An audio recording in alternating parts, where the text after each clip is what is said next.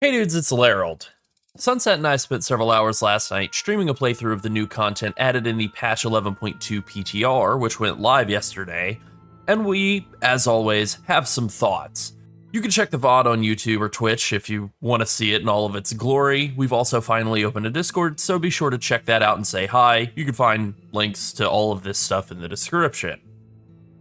So from a technical standpoint, I think that the questline that we tested last night was a bit of a fiasco. Quests weren't completing correctly, objectives were showing in the wrong places on the map. Quests would immediately show as completed the moment I picked them up, but actually it'd be at 0 objectives completed out of 10. I'd have to complete objectives and then it would start showing normally. It was just awful. Honestly, in all of our years of testing every single patch together, I think this might be the worst it's ever been from a technical standpoint. However, the questline itself was pretty good. The quests are good despite the technical issues, the zone looks amazing, and being able to fly around in a new zone feels great. What a concept, right? I have no complaints about driving around in a car, we're just flying, and it's good. Now there are some really important technical issues that need to be fixed, but I think they will, and then I think the new zone added to the patch is going to be pretty great. There's also a new artifact, Cloak. It seems pretty interesting for DPS, there's a big DPS proc or whatever, but for tanks, it's super boring. It gives you an RNG shield proc, and they wonder why threat problems exist, right?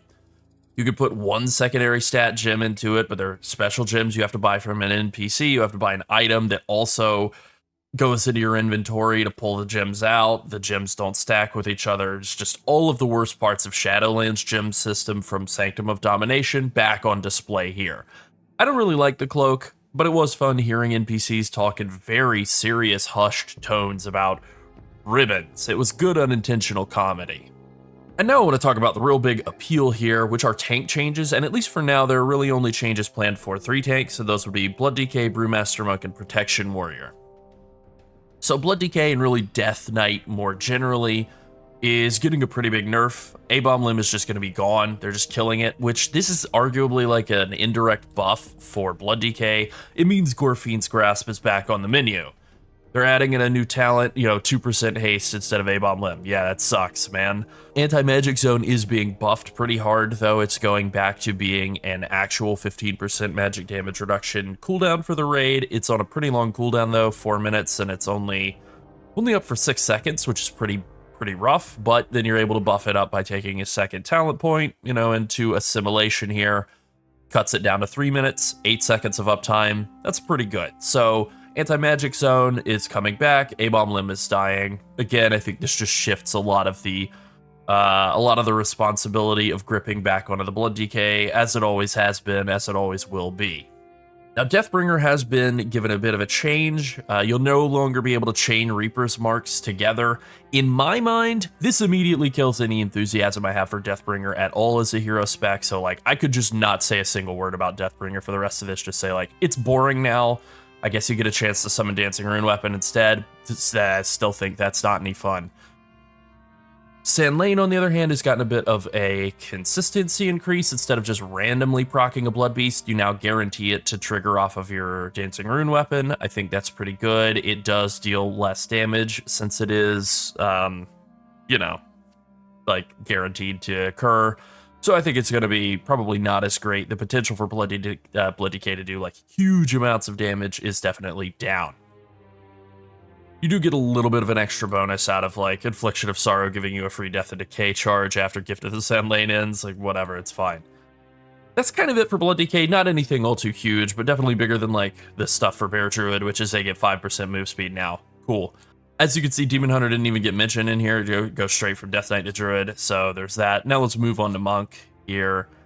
And Vivacious Vivification's redesigned. Instead of every 10 seconds randomly getting a instant Vivify, now it's after your Rising Sun kick, whatever. Then there's a lot of stuff that looks like a lot of changes for Brewmaster. Unfortunately, it really isn't. So I can actually show this, I think, better in-game. What's really happening here is they've taken Invoke Nizal, and he'll be healed for all of the stagger that you purify. Great, okay, so he's a little bit better as a defensive cooldown.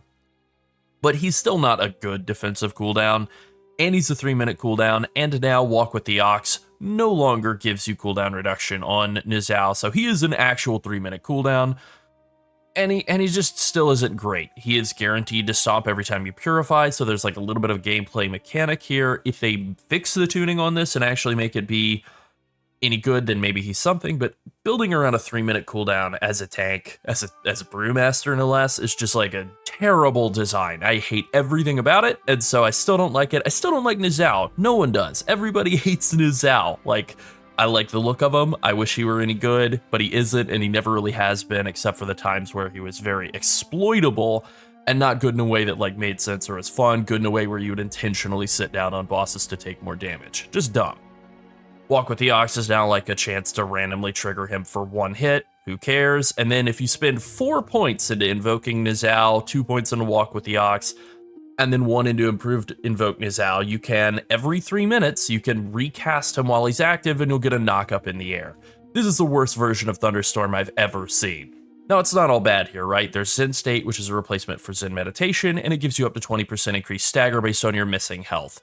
So this is oriented the way that a lot of these kind of bonuses are, where if you're at full health, it doesn't do anything. If you're dead, then it's fully online. Obviously, it doesn't work if you're already dead. So kind of you want to treat this in your mind as like, okay, roughly 10% increased stagger of effectiveness. You know, when you're taking a lot of damage, you're roughly around half health all the time. That's pretty good. Definitely, it's a lot better than Zen Meditation. So this is just a straight upgrade. I really don't have anything bad to say about it, right? Like, it's just good. Just more damage reduction, more damage staggering anyway. Eventually more damage reduction once you hit Purifying Brew. Then over on the left-hand side of the tree, we have Celestial Brew is now in a choice node with Celestial Infusion. And initially this looks like very confusing. Like, why would you ever take, you know, you could have Celestial Brew, 2.2 million damage shield. Very bad. Not a lot of shielding. Like, I'm wearing full myth track gear because that's all the NPC, the tier set vendor sells. So full myth track in all of those slots. So 717 item level. And I can get a 2.2 million damage Celestial Brew, which is 45-second cooldown on the GCD. It can be tripled by, you know, Purifying Stagger, and it normally will be. But right now, my prot warrior who's wearing the same item level gear gets like 2.5 million damage per ignore pain. So this seems really still not very good. But now you can take Celestial Infusion, which gives you the exact same amount of damage reduction, but it's spread out as a 20% damage absorb. 20% of damage is absorbed up to that same cap. Still, only 6 million damage absorbed, right? So like, what's the selling point here? And the selling point is that if I press the button here, you can see it lasts 16 seconds instead of the usual 7 or so for Celestial Brew, 7 or 8. So the idea here is that instead of pressing Celestial Brew when your health drops low and, my health dropped low, I have to press this tiny little shield and hope that it goes off before I die and hope it doesn't get immediately annihilated in 1 second. Now you could basically just press Celestial Infusion every single time it is up while tanking. So this will be up, you know, like every 25 seconds or so. And then you just basically get like a pretty steady amount of damage reduction all the time while tanking. Is this good? Is this better than Celestial Brew? I think it's easier to use than Celestial Brew if you're taking steady damage in dungeons. I definitely don't think it's better for any sort of raid boss situation where you have a big tank killing strike coming in and you want to press a big shield to not get killed by the tank killing strike. Getting 20% damage reduction against that's not any good. Celestial Brew definitely is better there. But I think for tanking Mythic Plus, Celestial Infusion might be a better option. But again, it's not like some huge increase in damage reduction. It's the same amount, the exact same amount of damage reduction for a class that has been notably ridiculed for its terrible damage reduction for all these years in Mythic Plus. It's just now spread out to be a little bit smoother. In terms of other changes, I can't even remember the name of this talent over here that would randomly proc your Breath of Fire to reset its cooldown, and no one needs to remember its name. It wasn't any good. Now it's replaced with Healing Spheres being converted into a heal over time that lasts 10 seconds, but then is increased based on your missing health. 10 seconds is a really long time, you know, it lines up with Stagger. I don't really think this is all that great of a talent, especially considering it doesn't help with pathing. It is something you could hypothetically take, though. I just don't think it's all that amazing. Then the other big change here is just simply that Facepalm, instead of being a 50% chance to do triple damage with your Tiger Palm and be a 1 second off the cooldown of your brews, now it's just guaranteed, right? It's always double damage, always half a second extra off of your brew cooldown. So no RNG on Tiger or Facepalm's Tiger Palm damage increase, but it's just smoothed out to be the same amount all the time. This isn't really like all that amazing in terms of a set of changes. I have to admit, like, I think the new Zal stuff, it's a lot of lines, right? Like, it's this line and this line and this line. Like, it's 3 bullet point items that all equal nothing. The Facepalm change, bullet point item, doesn't actually seem like anything is happening. New Zal's Resolve, not really all that impressed. So ultimately what we're actually getting out of this is Zen State, up to 20% increased stagger, but you basically have to be pretty much close to death for it to be at that level of strength. And then Celestial Infusion, which is interesting. I kind of like the idea, but the fact that it is tuned to be exactly the same amount of absorb as Celestial Brew, just spread out over twice the duration, makes it seem like it's really not going to be that much stronger in any sort of high-level Mythic Plus situations either. It'll definitely be smoother. It's something you can hit when you're not actually getting bursted down and have a little bit of buffer later on. You have a little gap in your rotation, which that's another set of complaints about the state of Brewmaster Monk, but you have a little gap in your rotation, you press Celestial Infusion, and now you're tankier 5 seconds from now. I do think it's good that this option exists, but this is it for Brewmaster. In terms of big damage increases to compensate for the fact that their damage is lackluster, good luck. In terms of anything new and exciting to add to the rotation, that's not happening either. So I would say in general, given that they hyped up Brewmaster Monk specifically as a spec it was like the first thing that they mentioned as getting a big new look. If there are big changes coming next week that do a lot more than this, awesome. If this is it, I am extremely disappointed. This is the Llarold guarantee. No one wants Brewmaster Monk to be good more than me. No one on this earth. And this isn't doing it for me. I'm not excited at all. All right, now let's move on to the next tank that's getting some changes, Prot Warrior. And the thing that's funny here is Prot Warrior just got a lot of love recently, and they're in really good shape right now. They're one of the more popular tanks. They're, I think, the most fun tank to play. And they're getting a huge amount of attention here, a pretty big rework, actually significantly larger than Brewmaster Monk. And I'll go ahead and start with the downside. Spell block is just gone. It has been replaced with this choice node Spellbreaker, where you have a 4% chance that does not take spell damage. This is a really dumb talent. 4% to just negate 100% of damage is like so RNG. I can't see ever wanting to use this in any serious content, but on the other hand, it probably, it has a chance to be really good or to be totally worthless, and that's the problem with it, right? Not reliable. But then you have Hunker Down. 10% extra magic damage reduction from Spell Reflection is pretty good for a lot of spell damage situations. The thing about Spell Block that Blizzard kind of used as their argument for removing it that I really don't care for, if we can find it in here, here it is. It required a lot of specialized knowledge to use. Okay, so does Divine Shield, so does Anti-Magic Shell, so do a lot of those other things. Blessing of Spell Warding, Blessing of Protection, Sacrifice, like, so do everything else that tanks have. So does Spell Reflection. Why is Spell Reflection still in the game if Spell Block is not, if that's the justification for it? However, from a design standpoint, for stuff that was blockable, you hit Spell Block, you are no longer capable of dying. You'd have to, like, turn off your computer to die. So I do think it was kind of a design problem. It probably should have just never been in the game in the first place. I'm not really that broken up about it. You know, you still have Fight Through the Flames. You still have Defensive Stance. You still have Spellbreaker, I guess. And you still have Spell Reflection. So I still think that Prot Warrior is in really good shape defensively. But more importantly, now you can very easily get sudden death in a Mythic Plus setup. You could take Bloodborne. That's also a lot easier to get. But you can get Red Right Hand to give yourself 15% increased execute damage. You could take Heavy Handed so that now your execute hits 3 targets instead of 1. And you can take Massacre, again, pretty easily, and be able to execute targets that are below 35% health. So Prot Warrior has gotten this massive redesign to their tree. And I think there are a lot of things where you're kind of forced to tunnel through something you wouldn't necessarily want to take. Like, I don't really know why Shield Wall is all the way down here. That's very weird. But like Unyielding Stance, there's a lot of situations where I would prefer not to take this. There is no option, right? I have to tank aggro management. That's not that's not an option. So you're forced to go through Unyielding Stance to get to it.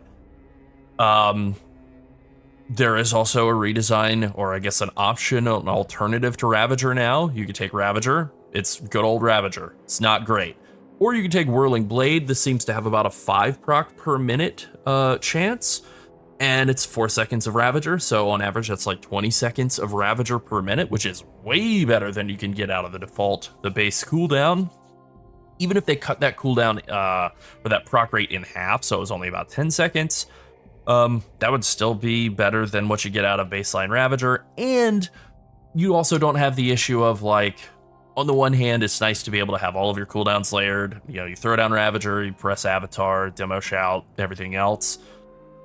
And you have that rage generation from Ravager during all of that. But Ravager on its own does kind of bad damage. Having that extra GCD of hitting Ravager in the middle of doing all of your other stuff that's on GCD, like Demo Shout being on GCD, is dumb.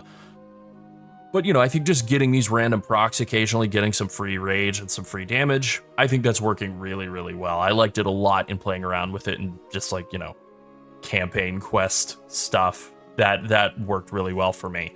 Also, being able to fit in Thunderlord feels really good. So there's a lot of stuff I like here that I think is, like, really, really good in this new tree from a more offensive perspective. But that is exactly what Prot Warrior is doing, right? It takes basically no damage. It does tons of damage. The group utility, I don't even know what that is. It's fine. Group utility, who cares? I do damage. That's my utility. Perfect. I think they've nailed it with the idea for Prot Warrior, and they've made my favorite aspect of Prot Warrior, which is executing, much, much stronger and more accessible for Mythic Plus situations. Now, with that being said, there was something in here that really made absolutely no sense at all, and I have to talk about it, and that is Tough as Nails. So Tough as Nails is being made more usable. It is this talent here that gives you a reactive shield, like reactive damage whenever you block. Previously, this had an internal cooldown, just a bad design. It generates high threat, and so their idea here is that when you are using this talent, it'll help you hold threat in AoE. The problem is, you have to already have threat in order for this to do anything. If you already have threat, then you're not losing threat, again, unless you're like Alt F4ing or lagging out or something. It is specifically the very opening seconds of a pull. That is where tanks lose threat, and a threat mechanic that requires you to have threat in order to maintain threat is worthless. So this is a really bad mechanic. I really do not get this talent at all. It should never have existed. It's very, like, this would have been a great talent in vanilla. We're not playing in vanilla, so this talent is bad. And any more emphasis that's put into it is just wasted time on Blizzard's part. However, Challenging Shout has been made baseline, getting Disrupting Shout to use it as like a AoE interrupt, and a little bit of a shorter cooldown on Challenging Shout is pretty easy to pull off, so I think this is pretty good. I also think the shift in Colossus, unfortunately, not favoring Execute as much as I really liked that in the first batch of The War Within. I think the shift to that not having any interaction with Execute means that Mountain Thane is actually a lot more playable. I did play around with it some in the campaign playthrough, and I also liked that, so I think that could wind up being a pretty good combo. Play Mountain Thane, get a bunch of rage to use with Execute, then execute with that rage. Alright, so that's not all that Blizzard has done with the PTR. They're also introducing tier sets, so I'm just going to kind of hit on those real quick for all 6 of the tanks. So one big change that they've made with the tier sets is that they are orienting them around your hero specs rather than your talent specs, but then they still have different functionality based on the hero specs, or the talent specs, so they are still kind of oriented around the talent specs. So I really think Deathbringer is already dead on arrival, not being able to chain together, but then this set of talents, or this set of tier set bonuses just really doesn't do anything for me at all. Bit of extra crit chance, no, that's pretty boring. The 2 and 4 piece for San Lane for Blood DK, making it so that Infliction of Sorrow increases your disease duration even more to really get that big spike of damage after Essence of the Blood Queen, or whatever it is, after Dancing Rune Weapon, and the bonus associated with that falls off. I think that's pretty cool. And then, you know, like getting your Blood Beast to last even longer, especially with that being guaranteed now every time you Dancing Rune weapon, I think that's going to be pretty good too. Ultimately, I don't think that this tier set is super interesting for Sand Lane, but Sand Lane itself is interesting, so I think this is just a nice bit of extra flavor on top. For Vengeance Demon Hunter, you know, I haven't really played as much Vengeance this expansion. I really just haven't liked him all that much since the late Dragonflight redesign. I understand him, just not that big of a fan. What I can say is that this set of tier set bonuses look pretty great. 30% extra Fizz damage, 60% extra Reaver's Glaive damage is huge. It is very Soul Cleave oriented though, like Fury of the Eldrachi empowering Soul Cleave even further. I like the idea of getting a lot more damage. That's cool. Getting 12 slashes is pretty crazy, but I don't love the shift away from Spirit Bomb, and that's been really like ongoing and apparently continuing, and it's also happening with Felsguard, like 30% increased Soul Cleave damage while Immolation Aura is active. It's a good damage bonus, but boy, RIP Spirit Bomb, I suppose. And then this 4-piece for Felsguard seems really, really good for like getting a lot of burst damage at the starts of pulls. You jump in Feldev, and now you have 20% increased damage on top of being in demon form and getting that free extra demon surge. Pretty great. All right, Bear Druids are particularly boring. Druid of the Claw just gives you like some extra bonuses when you ravage, you know, haste, extra crit chance, more bleed damage. And then the 4-piece just makes it so that you can get a free extra ravage too, which will re-trigger that 2-piece. Great, seems great for like single target bleed damage, all of that, but not particularly interesting from a mechanical perspective. Elun's Chosen, on the other hand, Thrash, does more damage, has a chance to launch a free Star Surge. I love that. I love the idea of being like a tank that does an attack and then triggers spell damage. That's fun. And then the 4-piece makes that even more fun. It makes the Star Surges that are launched by Thrash split to even more targets and give you stacking buff that then does more damage, like with your Lunar Beam, or increases your Lunar Beam damage. Cool. I like all of this. I think this is a lot more interesting and fun. Don't know that it'll wind up being any good, like, numerically. I think it probably will be for, you know, pretty classic Divide, right? Mythic Plus with this one that's got all the AoE bonuses, Raid with this one that's all single target. Ta-da. All right, Monk, again, we have another kind of depressing situation where Master of Harmony is already a hero spec that just isn't really that great, and I did check the numbers out on this, and this is, again, max eye level, like fully upgraded myth track gear. The 2-piece bonus that I was getting. Gaining Vitality gives you a chance for your next Tiger Palm to unleash a Harmonic Charge, dealing nature damage split between your target and nearby enemies, and healing up to 5 injured allies. So again, that max item level damage that I was getting was about 800k for the split. So 800k damage. So I think the proc rate on this is maybe like 5 a minute. You know, it's kind of hard to tell because it says it's an increasing chance. So let's say it's like 800,000 times 5. That's like 4 million damage. You divide that by 60, it's like 66,000 DPS. Embarrassingly bad number. Like genuinely embarrassing. Well, the 4-piece makes it so that casting Celestial Brew, which you can get a couple of Celestial Brews off a minute, will give you 2 more guaranteed Harmonic Surges. So that's 4 a minute. So like 4 times 800,000, again, divided by 60, 55,000 DPS. Now, maybe I'm wrong. Maybe this number is under-tuned, or maybe it gets, you know, tuned up or whatever. Even if it were every single Tiger Palm, right? Like, even if this just said every Tiger Palm triggers this Harmonic Surge, right? You're only casting Tiger Palm at most every 4 seconds. That's the absolute most, because that's your blackout kick cooldown. So, you know, I don't even need to type it in. 60 divided by 4 is 15. So 15 times 800k, 12 million damage a minute. That is, wow, 200,000 DPS. This is terrible, right? This is just a horrendous bonus. And then the healing that it does is like 200,000 healing, maybe, to each person, 100 to 200,000 healing. So, you know, 200,000 HPS as well. Very cool to be like, oh, hey, I'm a tank. I'd love to have a healing bonus. Great. Boring.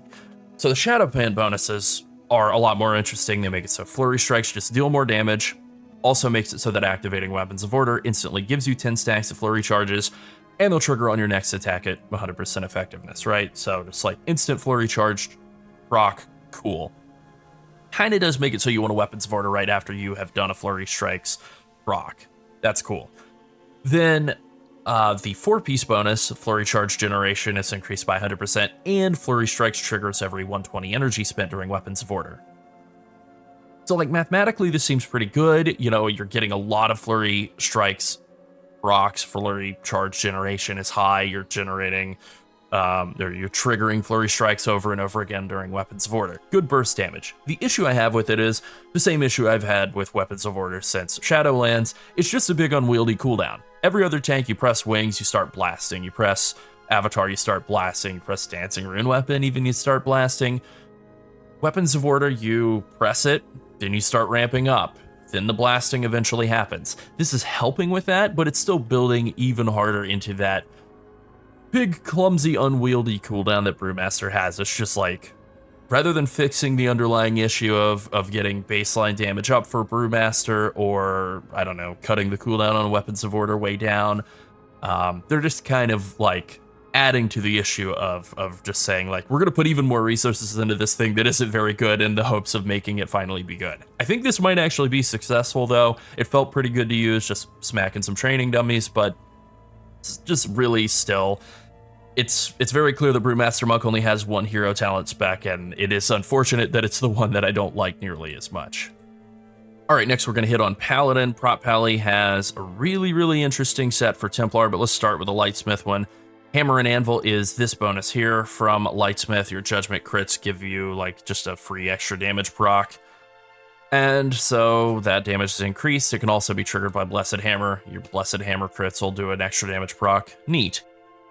The 4-piece makes it so that you get a stack of Masterwork, and then your next Holy Armament that you cast will throw like a generic, you know, a store brand version of that to all nearby allies for each stack. Seems like a potentially pretty good damage increase, but it's like not really all that interesting, right? It's just free damage proc, free damage proc. Cool, could be mechanically good, but also, or could be numerically good, but mechanically super passive and boring.